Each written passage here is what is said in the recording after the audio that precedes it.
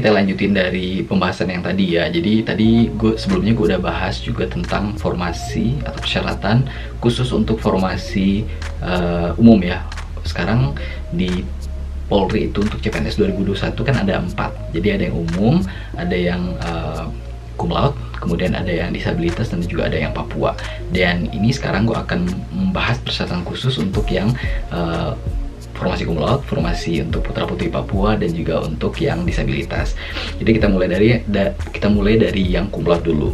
Nah, yang untuk cum laude ini syaratnya adalah kalian memang harus punya IPK cum laude ya. Biasanya kalau di universitas-universitas itu di atas 3,5 tanpa huruf C itu kalian sudah bisa cum laude, dikatakan cum laude. Dan itu biasanya udah terbukti di dalam di dalam ijazahnya, atau di dalam ijazah ataupun transkrip itu dituliskan bahwa kalian predikatnya adalah cum laude gitu. Itu persyaratan yang pertama. Kemudian kalian harus dari universitas yang terakreditasi A.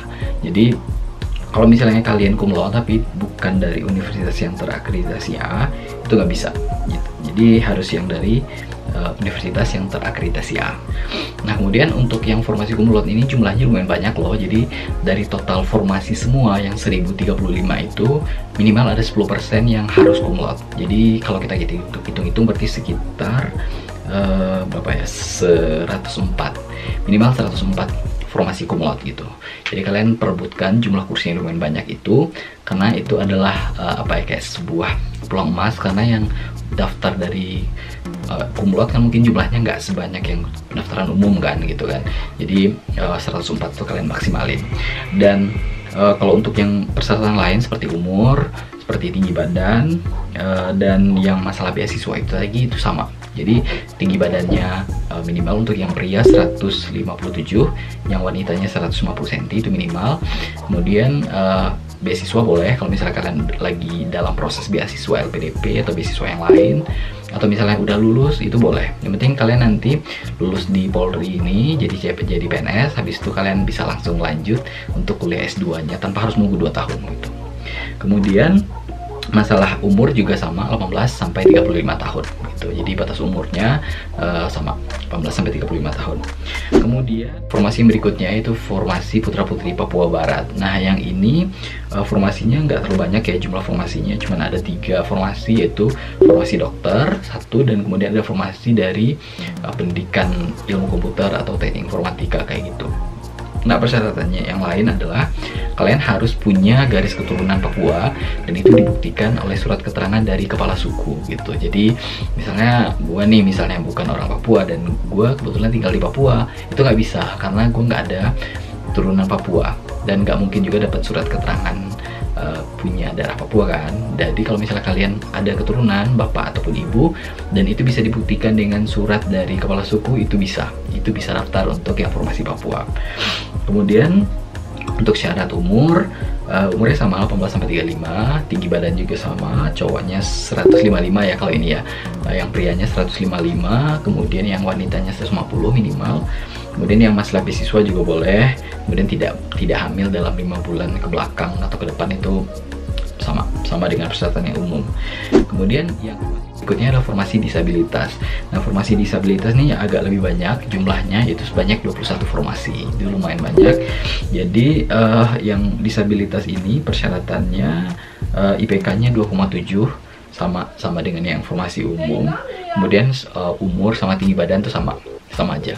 Jadi yang umurnya 18 sampai 35, kemudian yang tinggi badan yang prianya 157, yang wanitanya 150, itu sama gitu. Jadi sama satu lagi yang untuk Papua tadi IPK-nya 2,5 ya minimal. Kalau yang umum itu kan 2,7, kalau yang Papua 2,5, itu bisa daftar. Nah, kemudian apa-apa aja yang harus kalian persiapkan. Itu tadi persyaratan, misalnya kalian udah lihat seluruh persyaratan itu tadi dan kalian ngerasa sudah lumayan pede nih, udah memenuhi semua syarat. Nah, apa aja dokumen yang harus dipersiapkan? Nah, ini akan gue sebutin satu persatu. Nah, dokumen yang harus kalian persiapkan itu yang pertama pas foto ukuran 3x4 dan 4x6 itu yang berlatar belakang merah.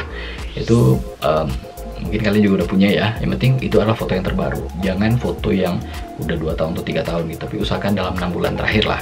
Itu yang backgroundnya merah, ukuran 3x4 dan 4x6.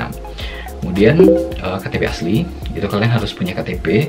Kemudian juga ada surat lamaran, kalian tulis surat lamarannya. Nanti akan gue bahas bagaimana bikin surat lamaran untuk CPNS itu yang benarnya kayak gimana gitu. Nanti akan gue bikin di video terpisah. Kemudian ada lagi ijazah asli. Nah, ijazah asli ini artinya kalau misalnya kalian kondisinya udah lulus tapi belum wisuda, berarti kan belum punya ijazah kan. Nah, itu nggak bisa. Jadi kalian harus sudah punya ijazah, artinya sudah wisuda gitu. Nah, kemudian ada lagi transkrip nilai asli. Nah, transkrip nilai kan sama kayak ijazah ya. Jadi dia dikasihin pada saat kalian udah wisuda, dikasihin ijazahnya, dan dikasihin transkrip nilainya. Tapi pengecualiannya adalah kalau misal ternyata kebijakan di kampus kalian bisa dapetin ijazah ataupun transkrip sebelum wisuda, ya itu nggak apa-apa. Yang penting persyaratannya kalian punya transkrip dan juga punya ijazah. Kemudian yang kayak tadi itu yang sertifikat atau tanda bukti magang itu yang kalau misalnya kalian daftar lewat yang kalau misalnya jurusan hukum kayak gitu, itu kalian harus ada bukti kalian pernah magang di kantor bantuan hukum gitu atau di konsultan hukum. Kemudian yang surat keterangan dari rumah sakit itu tentang kesehatan. Kemudian juga akta kelahiran ataupun surat keterangan dari kepala suku untuk yang turunan Papua itu tadi. Dan selain itu juga dokumen yang kayak SKCK, kemudian juga kartu kuning itu yang kartu pencari kerja, itu juga kalian urus juga di kantor Depnaker. Buat nggak tahu sih namanya apa sekarang ya.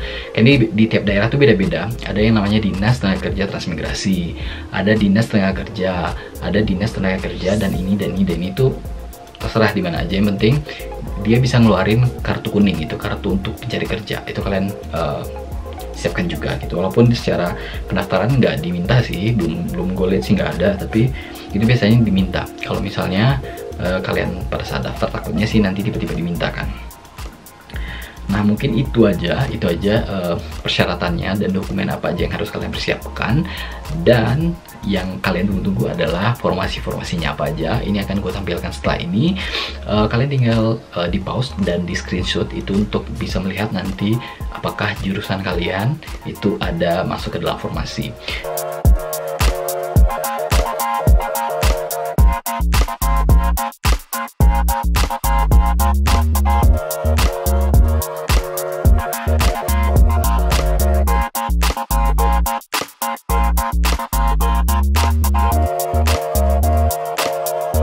Cuma saran gue satu, kalian untuk dalam pendaftaran CPNS ini kalian nggak boleh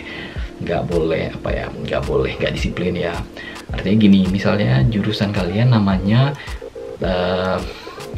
misalnya seni komputer, misalnya gitu, seni komputer. Sementara seni komputer itu kan nggak ada di formasi. Tapi kalian lihat mata pelajarannya sama sih, mata kuliahnya sama, dan tujuannya hampir sama aja gitu, ngebahas software, ngebahas hardware, sama aja gitu dengan yang teknik informatika atau ilmu komputer. Itu gue saranin nggak usah daftar, karena itu kayak udah pengalaman gue pernah daftar CPNS dan itu ternyata ditolak karena nama jurusannya beda dikit. Walaupun sebenarnya intinya sama, tapi gue nggak tahu gimana prosedurnya, itu ternyata tetap aja ditolak gitu.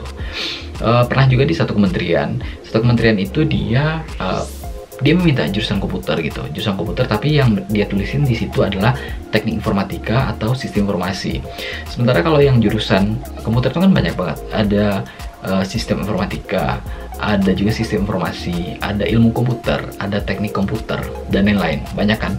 Nah, kalau misalnya daftarnya kalau kebetulan kalian pakai ijazahnya itu dari lulusan ilmu komputer atau teknik komputer, itu nggak bisa. Walaupun sebenarnya itu sama-sama aja gitu, tetap aja nggak bisa gitu. Jadi itu sarannya. Jadi kalian perhatikan baik-baik daripada kalian nanti ujung-ujungnya udah daftar ternyata nggak ditolak gitu. Itu kan sayang banget.